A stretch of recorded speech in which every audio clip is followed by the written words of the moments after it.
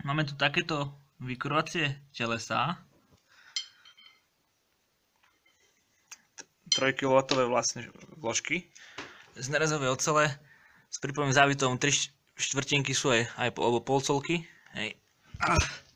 Moja myšlienka je namontovať ich vlastne do klasických liatinových radiátorov a nemusí mať ďalšie ohrievače. Nemusí mi to nikde zavádzať. S tým, že priestoru je v tom liatinovom radiátore toľko.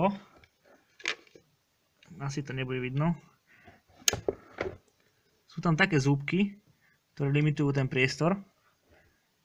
Takže tam sa dá obchať niečo, čo má maximálne 22 mm. Toto má, tuším, 18 alebo 20 mm. Čiže tam pekne obcháš a ešte sú tam tie zúbky.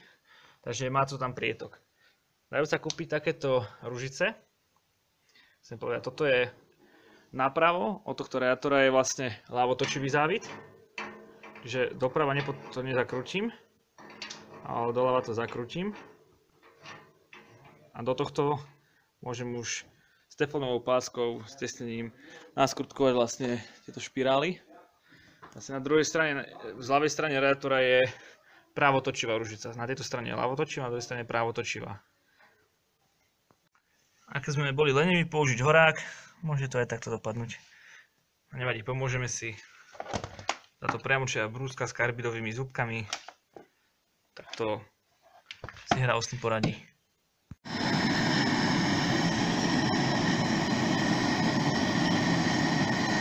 Krásne tu vidno, ako odletávajú iskry, alias uhlík z liatiny.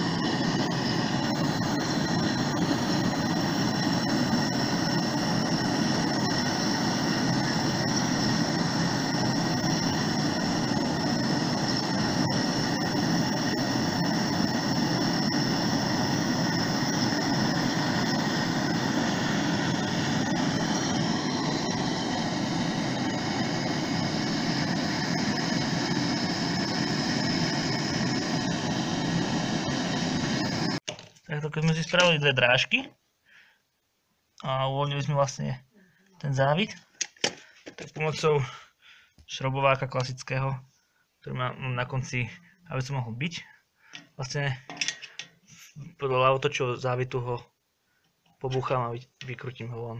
Takto výsledok vlastne vykrutené.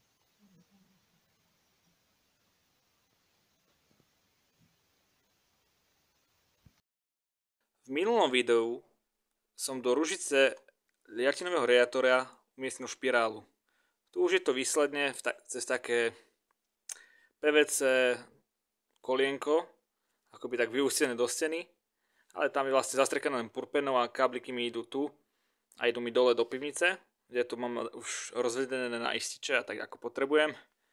A samozrejme, keď som tu už ťahal kábel nejaký, tak čo by som to bol za človeka, že by som si tu nespravil zásuvku.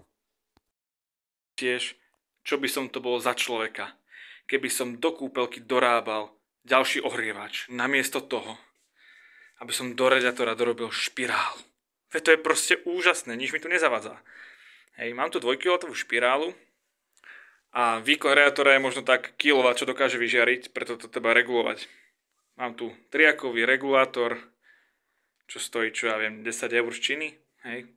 A taktiež, čo by som to bol za človeka, aby som zničil túto zásuvku, že by som tam nemohol už hoci kedy píchať. Mám tu jeden radšej od spodku, znútra. Hej. Žiaden vypínač tu nie je, keď chcem, iba potočím kolieskom a navolím si výkon. Rýchlejšie zohriať, pomalšie a tak ďalej. Máme už otestované, že aby tam šiel čo len kilowatt, tak stačí na polku. Hej. A ďalšie využitie tohto môže byť na boiler, na chatu, hoci kde chcete, napríklad, aby vám to nevyhrievalo tak rýchlo, aby vám to nemalo taký odber, tak si to môžete takto jednoducho zregulovať. A keď to máte aj ako ja, takto napríklad v kúpelke, tak keď potrebujete, odpojíte, zapojíte niečo iné, čo potrebujete práve otestovať pri regulácii výkonu, má to multifunkčné využitie.